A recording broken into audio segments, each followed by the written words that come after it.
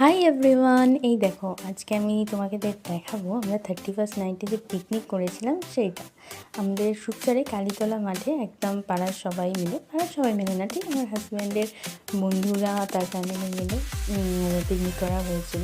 এই দেখো মানে কড়াই অলরেডি তেল পড়তে শুরু করে দিয়েছে, রাঁধুনিরা সব রেডি আর কি রান্না করার জন্য। মেনুতে কী ছিল বলি।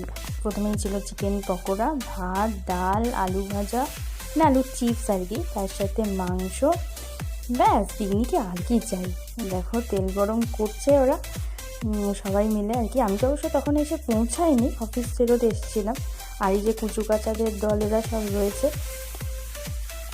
আমাদের মোটামুটি খোলা মাঠেই পিকনিক, আর একসাথে আরও 3টে জায়গায় পিকনিক হচ্ছিলো। পাশে গান চলছে, সবাই নাচতেও শুরু করে দিয়েছে।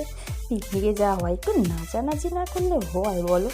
তো সবাই, আর এখানে রয়েছে বাচ্চারা রয়েছে, এখানে গেম খেলতে ব্যস্ত রয়েছে, দেখতেই পাচ্ছ।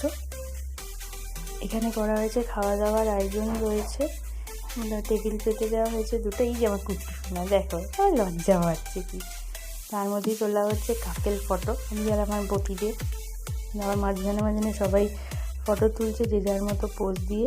এই দেখো আমাদের সেই কচি কাচাদের দল, জুনিয়র টিম রয়েছে, আবার দাবাও নিয়ে এসছে। পিকনিকে যে যা পারে আর কি। এটা হচ্ছে আমাদের মহিলা বাহিনী আর কি, মহিলাদের গ্রুপ ফটো। এই সেজেছে আসল পর্ব, যেটা হচ্ছে খাওয়া দাওয়ার পর্ব।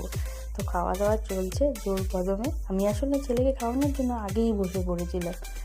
আর সেদিনকে খুব হাওয়াও দিচ্ছিল, এত ঠান্ডা লাগছিল, খোলা জায়গা তো একদম তাড়াতাড়ি খেয়ে নিয়েছিলাম। অলরেডি তখন 11টা বেজে গেছে আর কি।